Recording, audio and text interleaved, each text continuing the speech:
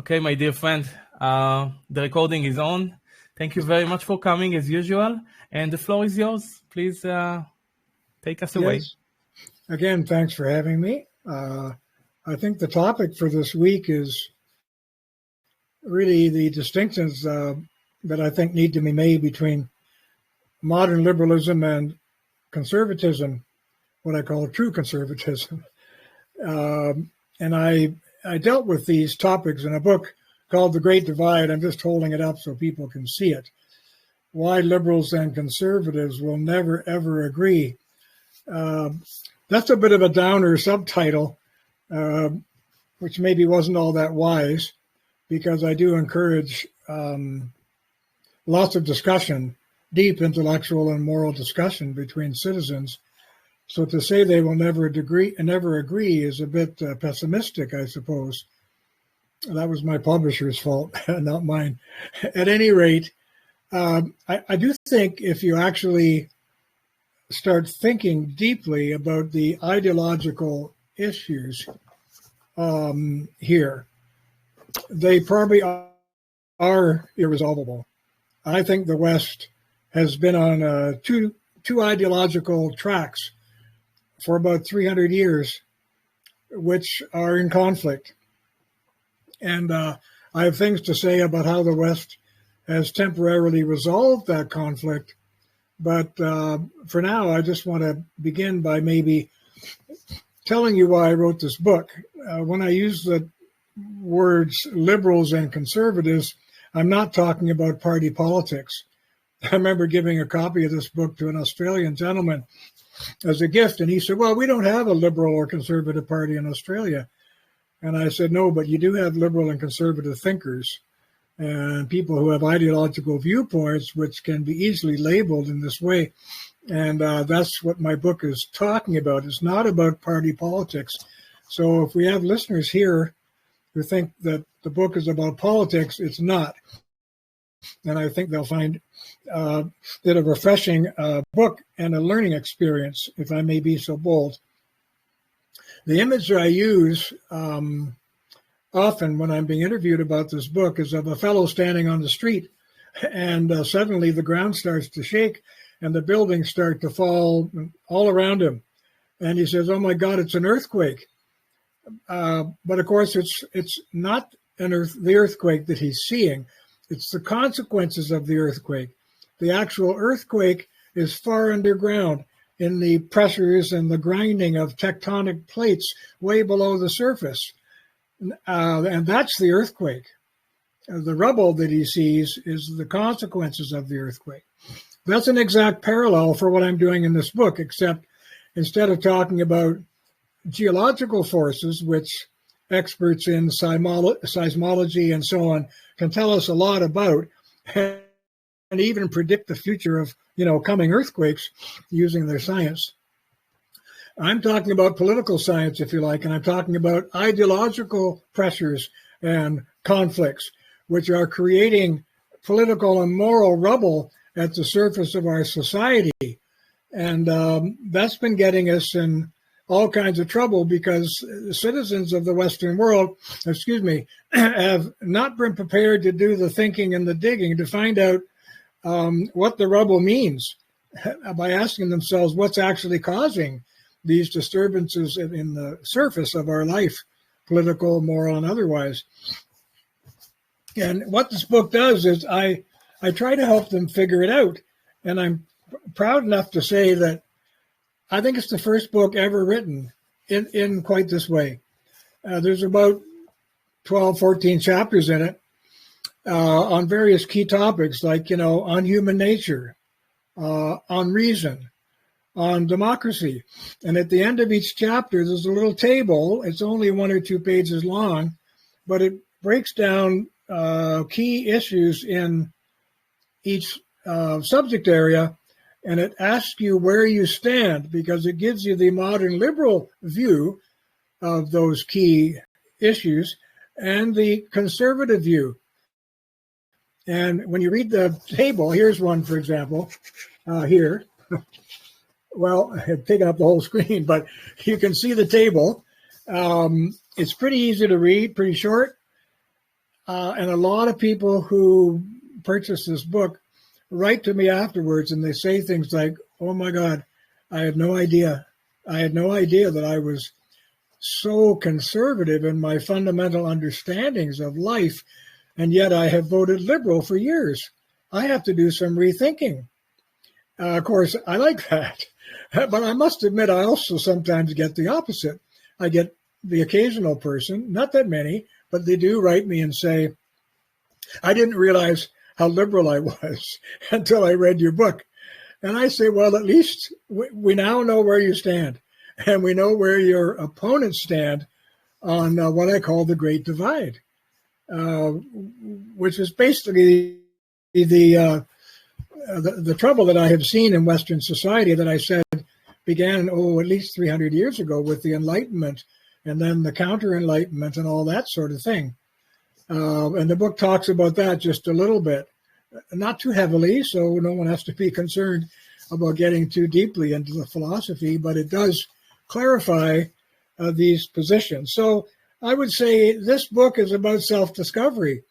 And I'm proud of that. As I say, I think it's the first one written quite like it, from which people can walk away and say, I see now. Okay. And now I know where I stand. And now I think I know how I'm going to change my arguments or fortify them or whatever the case may be. So in that sense, I think the book has done a great service. Of course, I can't resist the flagrant self-promotion. You can go to my website, williamgairdner.ca, and you can find the book. It's right there. Just click it, and Amazon will send it to you. And I don't think you'll regret that experience. So I just want to give you an example of some of the ideological forces in conflict in the Western world. There's a lot of them in the book, and I've got about 12 or 14 chapters on a whole number of them. But I'm not going to go through all those. I'll just give you an example of, say, the first one on the question of human nature. Now, what do modern liberals, and by the way, I say modern liberals because, and here's the distinction, which I'll talk about a little more shortly. The modern liberal is someone whose foundational value is equality, not liberty, which is how classical liberalism began. And I'm going to explain why it shifted from a foundation of liberty to a foundation of forced equality, not just equality, equality in the eyes of God and in the eyes of the law. Everyone pretty much supports that idea. Okay, but they're talking about forced equality, forcing equal outcomes among citizens, millions of whom they feel have been oppressed by all kinds of multiplying numbers of power groups and so on, which have been making Western life impossible these days, especially if you are familiar in where you live with this thing called EDI, which stands for Equity, Diversity, and Inclusion. I've talked a little bit about that before, but it's a monstrous sort of formula, which unfortunately is very catchy. And people are adopting it everywhere, and it's almost impossible to fight because they don't understand the differences between equality and equity, for example. And they talk about how wonderful diversity is, but most of our Western democracies are falling apart because they don't have any unity anymore. The problem is not diversity. We're as diverse as can be. The problem is unity. We're lacking unity when it comes to more common moral ground for our citizenry, common legal ground, common political action. Unity is the problem. And I always say you can have diversity within unity, but you cannot derive unity from diversity. That's a big deal. You can't derive unity from diversity, especially when you're promoting diversity all over the place. You're basically taking a hammer and a chisel to your country and smashing it up if you think that a country ought to be unified. William, would you apply this, what you're just saying about diversity, also to the question of race? Of race? Yes. Yes. The differences between the races, yeah. Yeah, well, I think most people of a modern true conservative view are with Martin Luther King. This idea that it's not the color of your skin that matters, it's nature of your character. Canada, for example, has always had a lot of races. We have always been a multiracial country, but never multicultural. And this is another modern confusion. You see, people want to attack the core culture of a society and reconceive the nation. Canada, like America, was kind of conceived as a sort of melting pot. You could keep your own racial and national roots at home all you wanted. Nobody was going to walk into your home and say you couldn't wear your Egyptian garb or your Roman toga or whatever it is you like to wear in your home. But there might have been some issues about everybody walking around the street with their former national costume on, when the whole purpose of nationalism in any modern nation is to try to get people to cling to the country they've adopted. So I find it very disturbing, for example, when Canada's national soccer team, say, you call it football over there, I think, Canada's national soccer team is playing, say, Italy. We have a lot of wonderful Italians here in Toronto. And out in the streets, what do we see? Cars driving all over the place with the Italian flag, even though these people are Canadian citizens and have been, some of them, since birth. And I go to myself, it's not right. They should be rooting for Canada's soccer team, not for Italy's soccer team. You see, now that's, I'm going to say, just sport. But sport has enormous symbolic value in the minds of people all over the world. And also it gets very widely televised. And I can't remember his name now. It'll come to me in a minute. But the fellow who wrote a book about American divided society in America, he saw this with Mexicans in Los Angeles, where they were marching down the streets with the Mexican flag in Los Angeles. And he's saying, what's going on here? And it got him asking himself if so-called official multiculturalism hadn't gone too far. So as I say, Canada, and like many European nations, has always been multi-ethnic, but it's never been multicultural before. That's new. And it's an attempt on the part of all sorts of other intellectuals who have grievances of attacking Western ethnicity, attacking the roots of Western democracy, and of course it all comes under these denigrated labels of colonialism and patriarchy and all this sort of thing. Privileged white. And privileged whites, and everything's getting torn apart. And I don't know how Western society is going to survive this. So I wrote my book to try to get people to think about these key issues. And I'll just get back to what I was talking about. Human nature. What does the modern liberal have to say about human nature? I mean, think about this. It's quite shocking. What he says is, basically, and you can see this in Plato, you can see it in Rousseau in particular, and every social reformer. What he says is, human nature is malleable. Human nature can be changed. And the whole purpose of the laws, basically we're talking now about left-wing, egalitarian, socialist-type laws in the free countries of the West. These laws can be and should be used to change human nature so that we end up with human beings adapting to the laws, not the other way around. What does the conservative say? Well, he's immediately at odds with this view. He says, no, human nature is pretty much fixed. He says pretty much because, okay, some little things can change or can be modified, and surface behaviors can certainly be modified, but human nature as a whole is fixed. Now, in our last session, we talked about the Book of Absolutes, and in the chapter on human universals, I read for you a whole long paragraph of the things that unite human beings all over the world in every culture that has ever been studied. There's no real moral relativism. There's no real cultural relativism.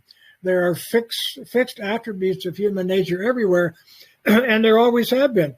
So how are you going to square this idea that the conservative idea that human nature is fixed, universal, and get this, imperfect? Yes, imperfect. But that the laws ought to be adapted to human nature. They shouldn't be adapting human nature or changing it. They should be adapted to the fixed reality of human nature as it is. Now, I put in the word imperfect there because most conservatives will say, and of course we can see the roots of this in Christianity, for example, and in most other religions of the world. Humans are not conceived as perfect beings, except perhaps by believers in the Gnostic religion and other people who are members of what I call the shadow religions of the West. But in the main religions of the Western world, human beings are conceived of as highly imperfect, in need of help to guide themselves through life. Help from parents, help from teachers, help from preachers, religion, the whole thing. So, and this is very important, you will not find a true conservative at the heart of social or moral revolution for the reason that what he says is that human beings have to fix themselves before they start thinking about fixing their society. See, we are imperfect. And because human beings are imperfect, no government can be perfect. Now, just ask yourself if that isn't a huge, what I call a great divide between the conservative, the true conservative and the modern liberal, whose basic idea is that humanity can be perfected. That's what Rousseau's whole thing about the social contract was based on, which so influenced the development of radicalism in the Western world. And Marxism, the whole idea is that you can change human nature. You can create what the Marxists thought of as the kingdom of heaven on earth in a secular form. And that's exactly, by the way, what Hitler was doing. One of the most famous things that Hitler ever did was calling his idea for the reformation of society the Third Reich. And the Third Reich means the third kingdom. And that whole notion of the third kingdom was the spiritual kingdom, which came from Joachim of Fiora in the 12th century. And he laid the template for modern social revolutionary ideas, both in Marx and in Nazism. We will perfect human nature, and it's going to last, Hitler himself said, 1,000 years. And William, can you repeat the name, please? Of the one from the 12th century? Okay, he was a Calabrian monk whose name was Joachim of Fiora. Fiora is a town in Italy. Sometimes it's pronounced Flora, like flower. So Joachim of Fiora, he was a Calabrian monk who developed the most influential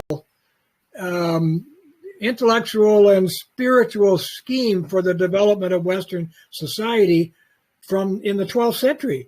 And it continued throughout Europe. It created this dream idea that what he called the first age was the age of the father, the age of discipline, the age of law. The second was the age of religion. Jesus came and we got Christianity and all that. But the third age is the age of the pure spirit. And he predicted that with the second coming of Jesus, there would be 1,000 years of pure spiritual reign, or what he called a kingdom of heaven on earth. And that idea, once it gets secularized by politicians like Marx and Hitler and thousands of others, you really have to read Norman Cohn's book, C-O-H-N.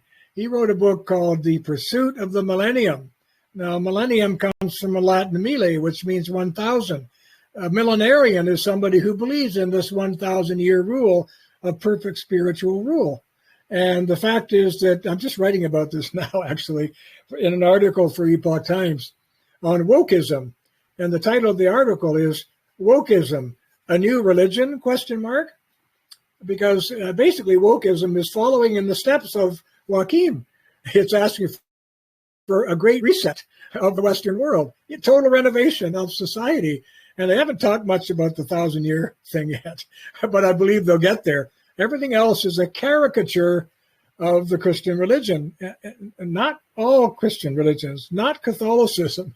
It's a caricature of Protestant Christianity. Now, what is one of the key differences between Catholic Christianity and Protestant Christianity? Well, if you look at the crosses in the churches, you'll see in the Catholic Church is always a terribly suffering body of Christ hanging from the cross. You know, blood trickling down, spikes, the whole thing, thorns, blah, blah, blah. And because the Catholic religion is very focused on the idea of the sacrifice that Christ made for mankind and the need for atonement in human beings, you know, confession and all the rest of it. Whereas the Protestant religion, which, you know, was really anti-Catholic, dispensed with all that. They took the body off the cross. If you go in a Protestant church, all you're going to see is the cross right there, made of wood, brass, whatever it's made of, no bodies. And that's because the Protestant religion is all about the future. It's about the risen Christ, the resurrection, and the perfection of the Spirit. And that's why I think we see a lot of Gnosticism in America, for example. You can find the spirit of Gnosticism, this idea that the individual, as opposed to the community, the individual can receive the Holy Spirit, and you'll get people walking around. I know a couple of them who say things like, well, Jesus, I walk with Jesus. Jesus walks with me. They have this notion that Jesus is actually inside them or spiritually somehow connected with them and is walking with them through life, holding their hand, I guess. I don't know. But this is the element you got from Joachim, and it's the element that got secularized in the modern totalitarian political systems. Marx was the first one to do this actually he wasn't. We got it in the French Revolution too. But in Marx, it became highly secularized form of millenarian thinking, where, he was preaching the kingdom of heaven. And I think I mentioned in one of our other sessions, when Time magazine interviewed a Russian marshal, general, whatever, after the fall of the Soviet Union, he basically said, excuse my language, he basically said, what the hell were you doing for those 75 years? Footnote is, during which you starved, slaughtered, beat to death like 100 million, mostly of your own citizens. You know, what the hell were you doing? And this general looks at the guy from Time magazine, the interviewer, who was just startled when he said, the kingdom of heaven and earth in the third millennium. That's what we were doing. Now, that came right out of Time magazine and fell into my lap. And I thought, oh my God, this is the thesis that I've been proposing for years now. And here it is from the mouth of a Russian general in Time magazine. Now, if you read Norman Cohn's book, Pursuit of the Millennium, I really recommend it to all your listeners here. And then there's another book, which I think you might find quite interesting, by a man named Harold Bloom. It's called The American Religion. And in this book, he talks about how the Protestants came to America, and I'll get back to what they were thinking when they went there shortly, how they came to America and they got engaged in what were then called and are still called Great Awakenings. Now, a Great Awakening is a spiritual revival which affects the whole country. The first one began in America in 1741, after a famous barn-burning sermon by a very riveting preacher named Jonathan Edwards. The title of the sermon was Sinners in the Hands of an Angry God. And all the Puritans who had come to America in those times wanted to be renovated. They wanted more piety. They wanted to be more pure. And I don't know if you've heard of the famous Woodstock revival meeting of a music, marijuana, sex, the whole thing in the 60s. But this was kind of an early form of a Woodstock meeting, except with a openly religious theme rather than secular. However, there was a lot of sex there too. There was a church in Kentucky called Cane Ridge Church, and about 20,000 people turned up in 1812 for the Second Great Awakening. And they stayed there for like a week, 20,000 people. Can you imagine? And this whole thing fanned out across America. What were they after? Spiritual renovation of a very Protestant nature of the American population. Now, what's the difference between calling something a great awakening and calling it a great awokening? I don't know how familiar your people are with woke politics and woke philosophy, but in Canada and America, it's everywhere now. It's everywhere.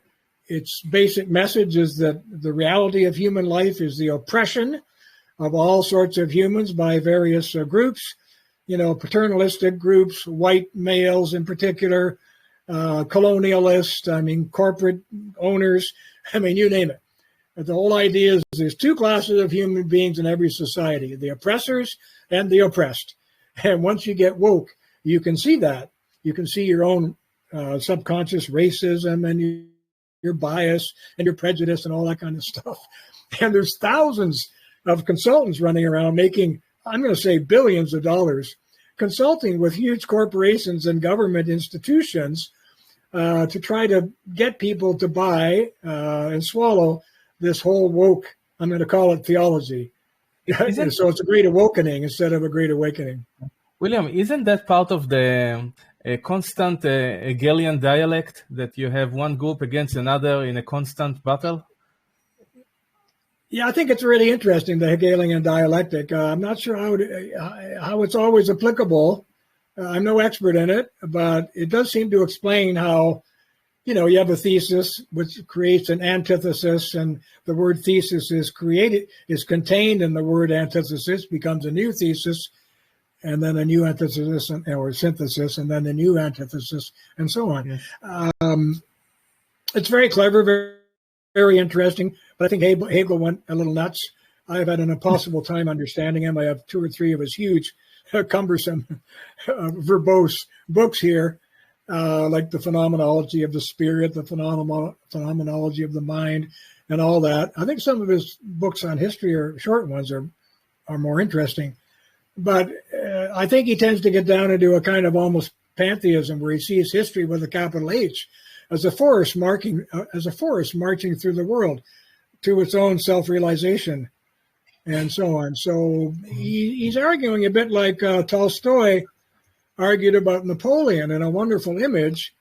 I love this image. He said that Napoleon was riding across Europe inside a carriage holding the ribbons that he thought were the reins. That's a very powerful image, see. In other words, history was driving the carriage. The horses of history were pulling the carriage. Napoleon just thought he was steering it with the ribbons inside the carriage, but he wasn't. And so that's almost a Hegelian sort of notion about the shape of history in those days, at least, if not today. I understand. About the woke movement that you're talking about, do you consider that as an organic movement, or is that a designed movement? I think it's a very basic, groveling, and bastardized form of Marxism, because its initial position is the division of the world into 2 classes. The world's never been that simple. And the other mistake I think that it makes is that it refers to ordinary authority as oppression. Now, by the way, you can even find this sort of confusion in writers who were described as thinkers of the utmost clarity, like John Stuart Mill. He wrote a book called On Liberty. When I was a student at McGill University, an English student of all things, a long time ago, we were required to read Mill's little book on liberty, at least the first 2 sections of it. Hardly anyone reads the last 3 sections, where he goes back on a lot of his own arguments.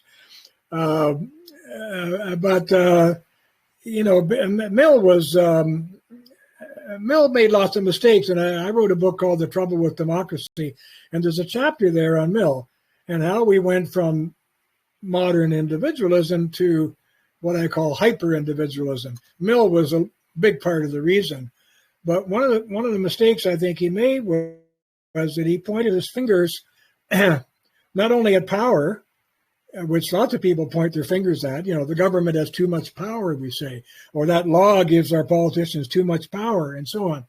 But authority is a different thing. For example, the authority of your parents over you when you're a child, the authority of your priest, moral authority, the authority of your teachers. The difference is this: people who have power, they can call the police and they can get you arrested. People who have authority can't, but they influence you deeply. The mistake that Mill made in his book was he called them all power.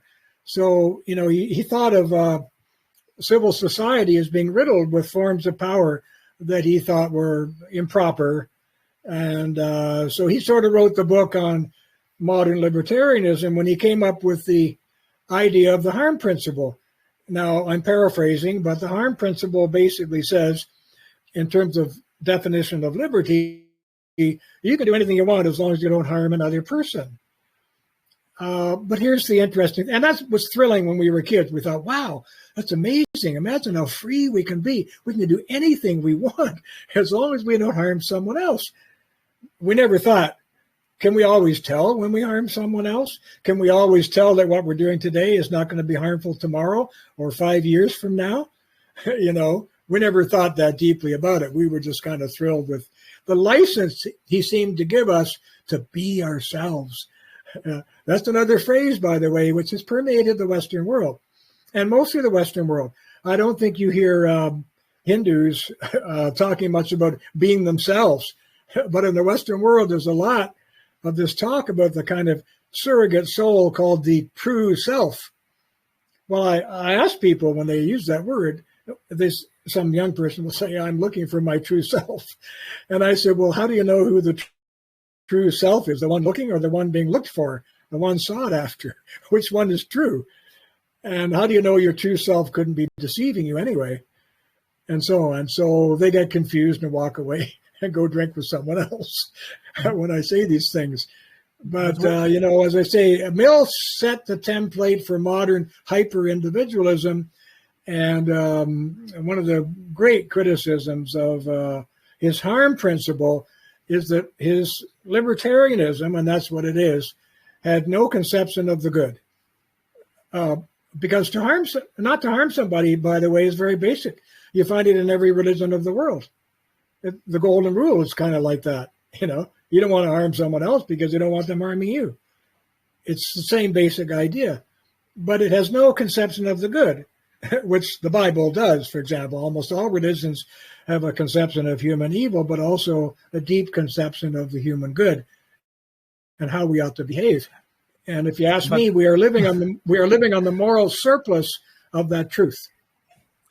But William, forgive me, it will be very hard for me to articulate my my message because of my problematic English. But wouldn't you agree that if we set the individual who is restrained by the standard of life, that which promotes life, that becomes like a moral obligation on what the individual can do.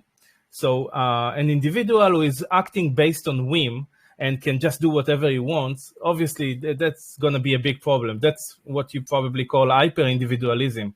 But if you actually, yes, you wanted to say something? No, not me.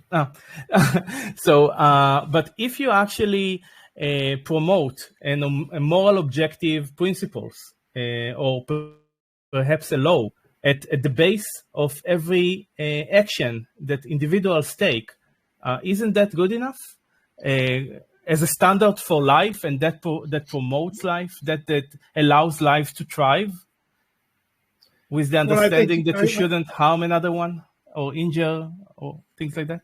Yeah, what we're saying, the no harm principle is actually an element of the natural law. And I wrote a chapter in my book of absolutes on the natural law, and forgive me for saying that. I think it's a very strong and a very good chapter.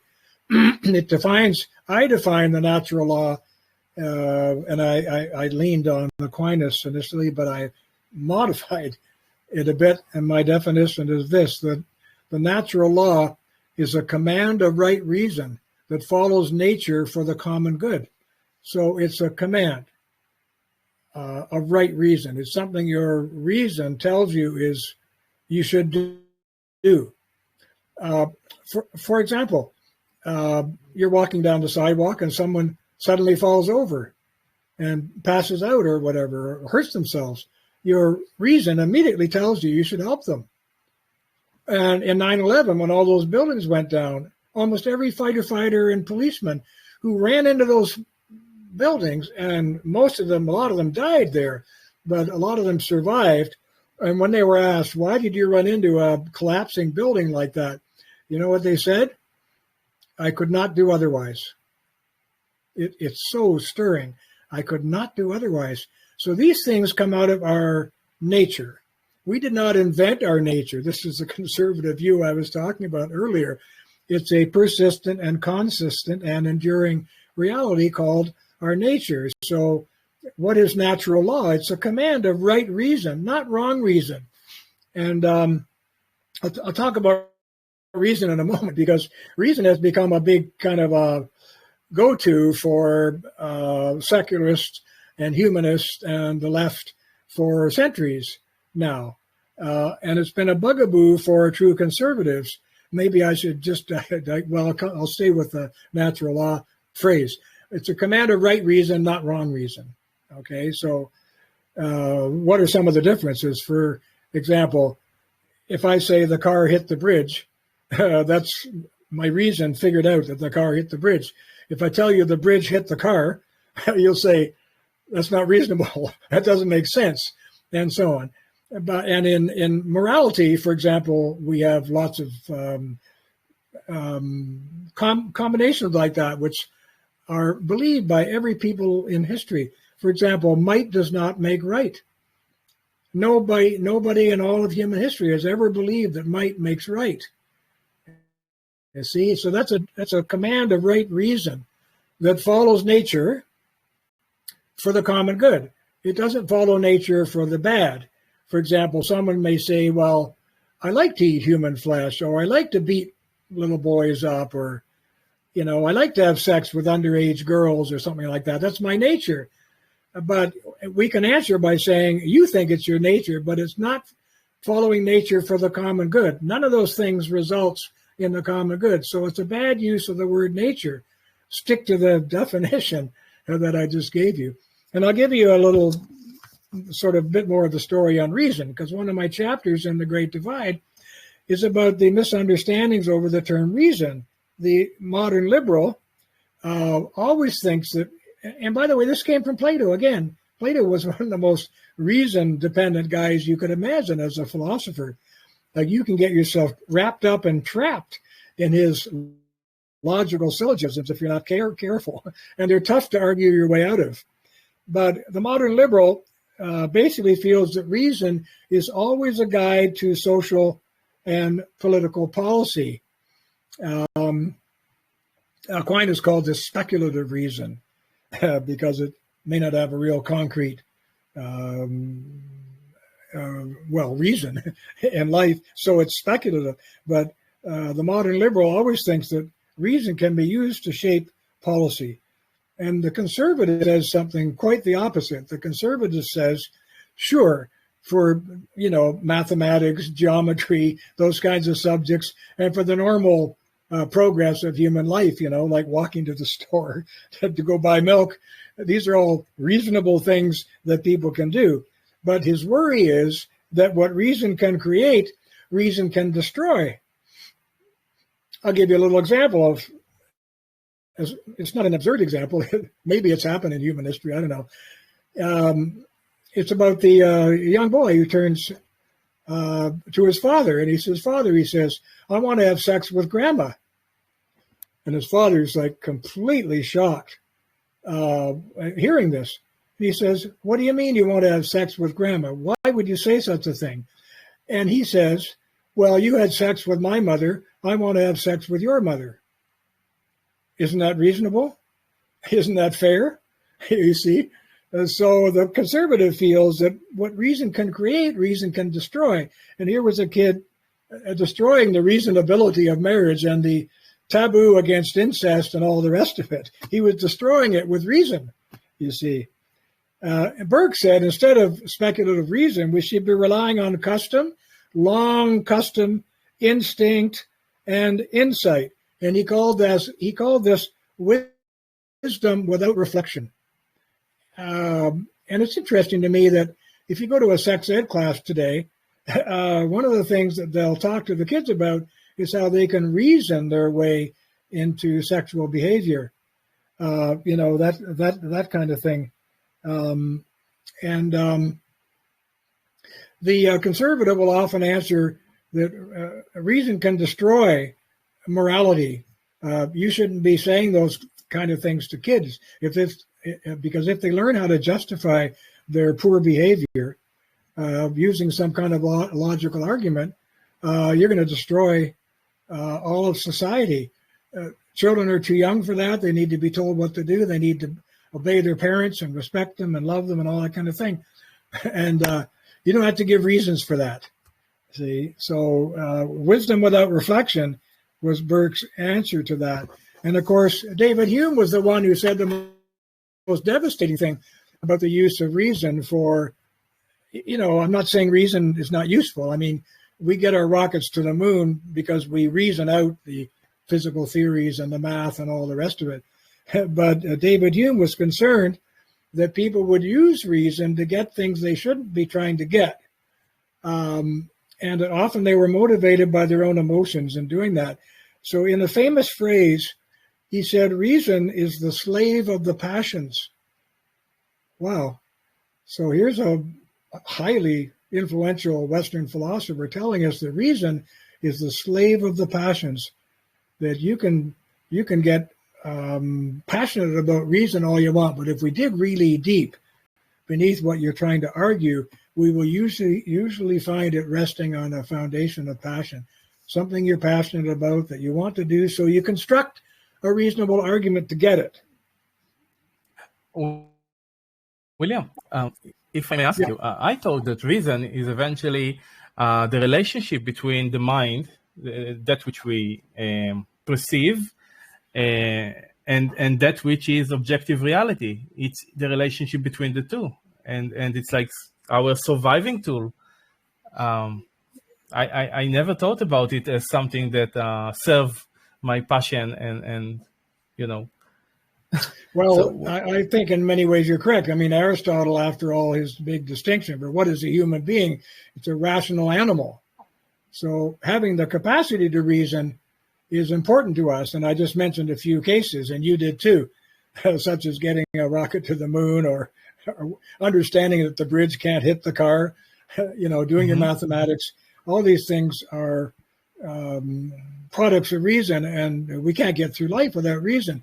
But I think if you follow things, for example, like the French Declaration of the Rights of Man and of the Citizen, make note of this, those of you who are interested. Be sure to read that declaration. It's very short. It's only one page. It's got about 16 articles, I think. And it's the most reasonable sounding thing you ever read. When you read it, you will say, aha, that makes sense. And when you look at Canada's Charter of Rights and Freedoms, you can see the influence of that French Declaration on Canada's Charter of Rights and Freedoms. And again, you go, that makes sense. But then you stumble by happenstance, as I did, on a amazing demolition piece by Jeremy Bentham on the French Declaration of Rights. He just tears a strip off it like you wouldn't believe. And he shows how,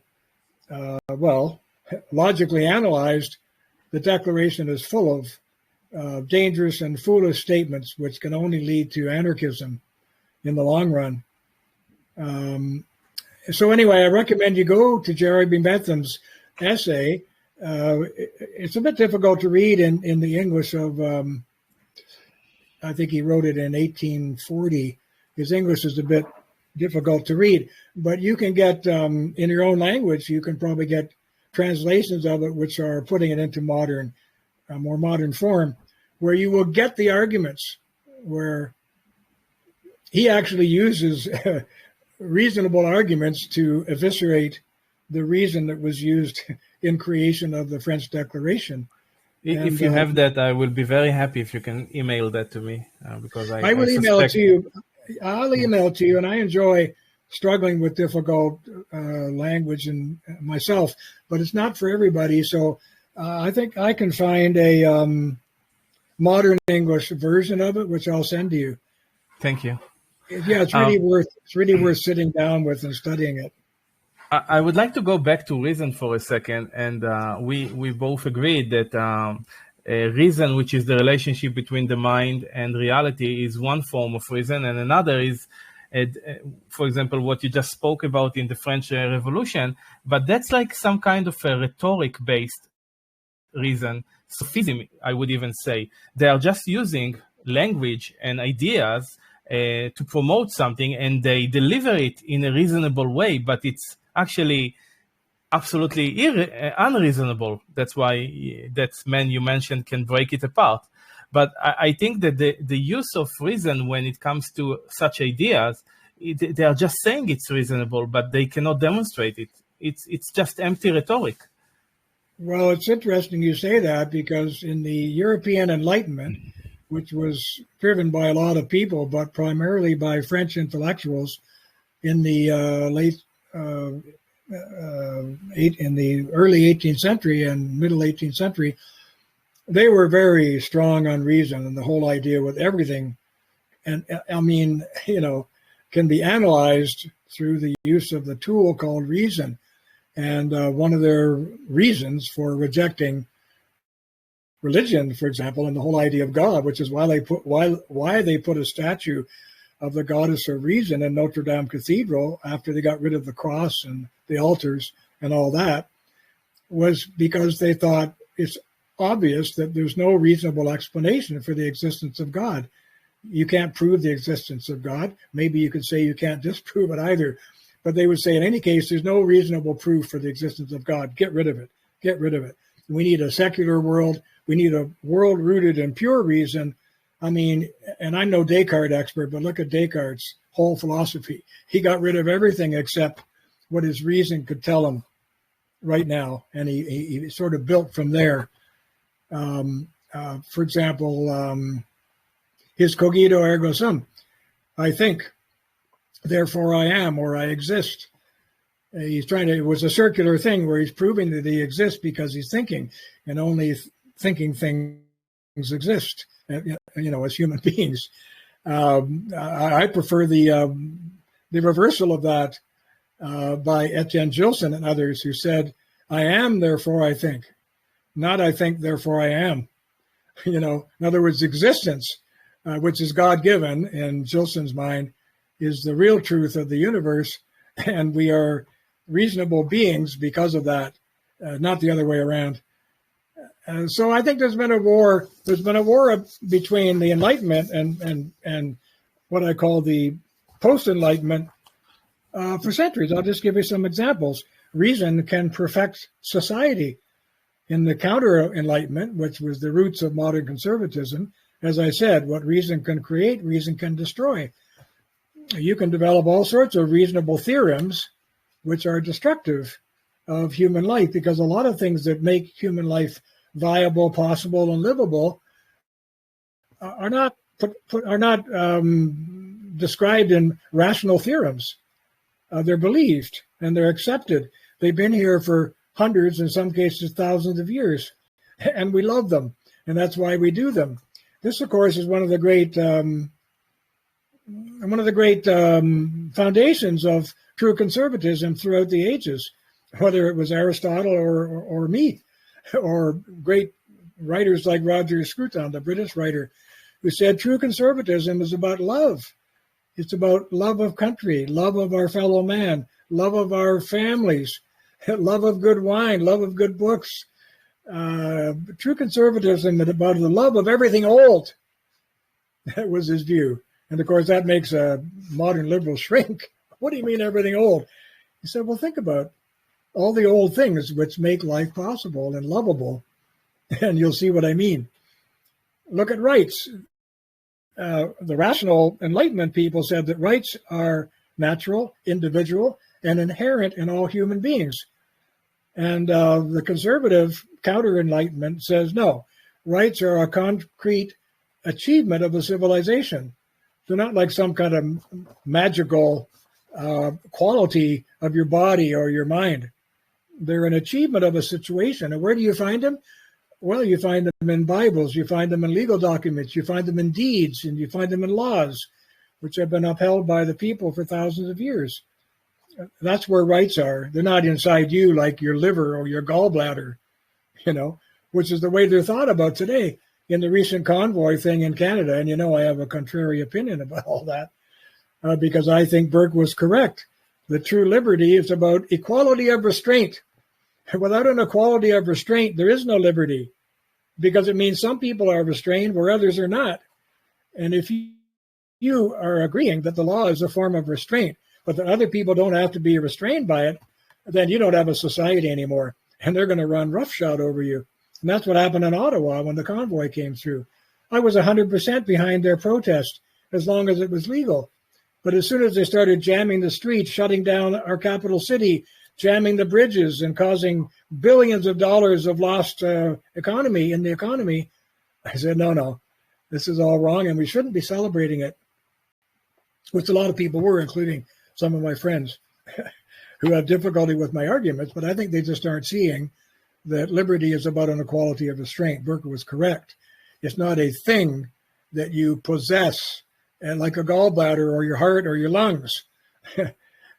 And if you're interested, anybody's interested in the history of liberty in the Western world, you have to go to English history.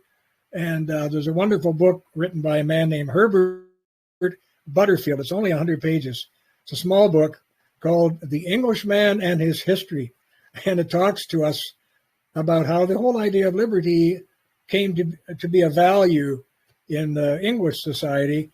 And by the way, I hasten to tell your listeners, England still has no written constitution. Now think about that. The French felt they could not revise their society unless they wrote everything down. They had to put it all in their Declaration of Rights. English have never had a Declaration of Rights. They've never had a written constitution. It's all about precedent. It's all in the common law and ordinary legislation, which is in many cases centuries old. And it's about the things they love, the laws they love, and the values they love that are protected by these laws and traditions. But I think in Canada, for example, and most other countries that have created these charters, they do concede that they have rights. It's my right, they'll say, as if it's something that's inside their body or inside their brain. I don't know what they're thinking, but instead of conceiving of it as Burke did and every other conservative thinker. Moral foundations of society. In the Enlightenment, the morality was personal choice. And we have this Enlightenment thing today. In the recent abortion thing in the U.S., where they struck down the case called Roe versus Wade, which used to create a federal or national right to abortion. They struck down that law because it was poorly written in the first place 50 years ago. And they sent the whole issue back to the individual states. So now about 20 of those states have already banned abortion. And most of them have banned late-term abortion in particular. But what's the counter-enlightenment or true conservative view of the moral foundation? He says it's the common good of all society that must have priority. And so this goes back to my description of natural law, the command of right reason that follows nature for the common good. Well, when you think about so-called democracy today, and we can get to that or not as time permits, when people go to vote today, I swear, most of them are thinking about what's good for them. They're thinking about what's good for them. They're not thinking about what's good for their neighbors or for the country as a whole.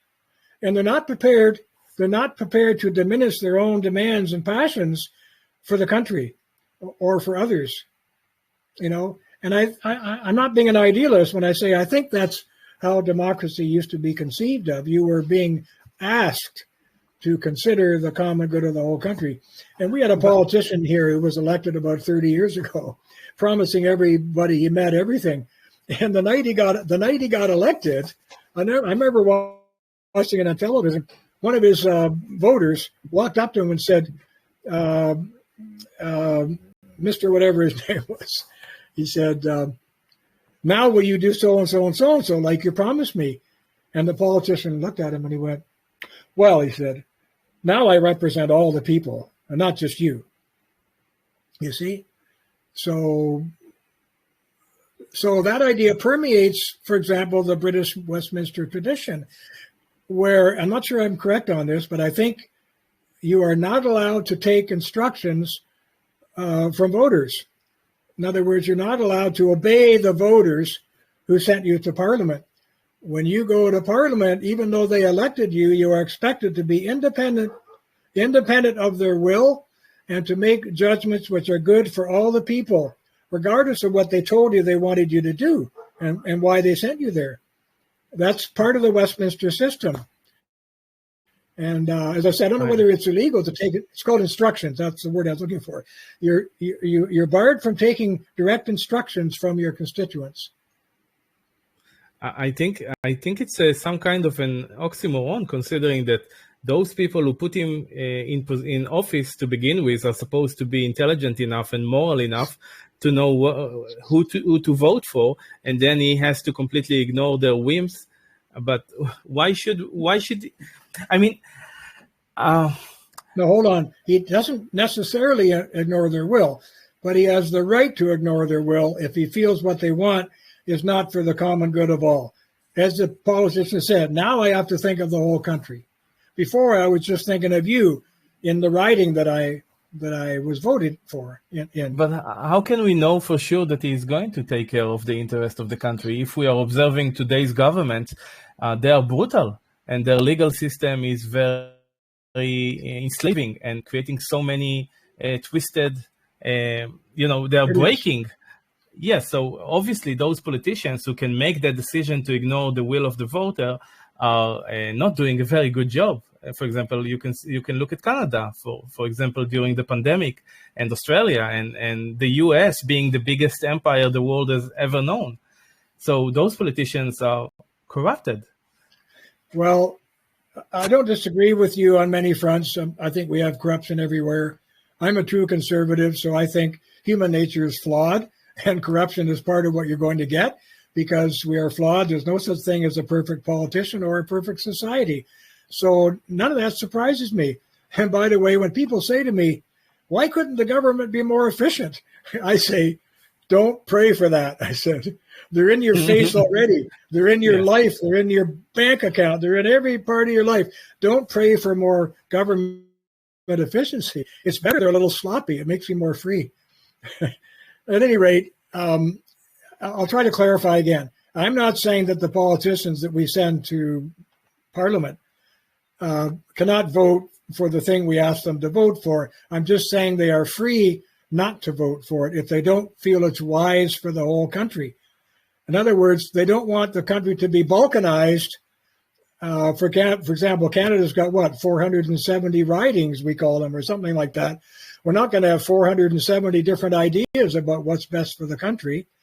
They have to get together and ask themselves and debate the one thing that is best for the country when all these opinions come up or whatever, And by the way, if you want some wonderful instruction on this, I can't help recommending a letter that Edmund Burke wrote to the electors of Bristol. Bristol's a town in England that has electors who vote for politicians. And he wrote, I think they voted for him or something, and he wrote them a letter, a short letter. It's only a page and a half. You can find it on the web, called Edmund Burke's Letter to the Electors of Bristol.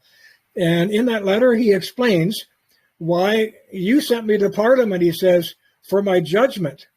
You sent me to Parliament for my best judgment, not so you could, pull strings and control me. Now, in direct democracy, we do get more of that, for example, in Switzerland. And I used to promote some of the direct democracy institutions myself.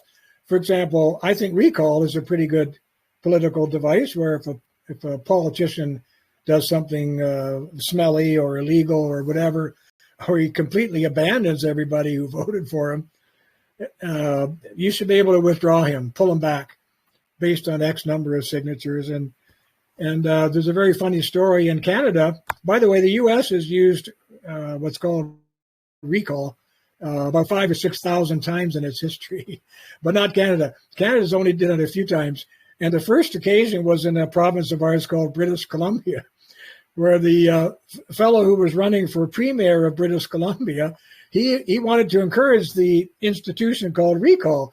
So he campaigned for it. He got people to vote for him because he liked the idea of recall. But when he got into power, he got rid of the recall law because the first person they wanted to recall was him. Anyway, it was very funny. So, William, we are about 1 hour. I don't know how long you want to go, but no, I would like to.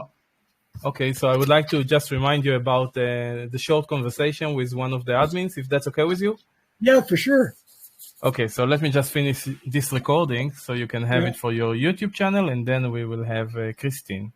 Thank you very much. Thank you, sir. Thank you very much.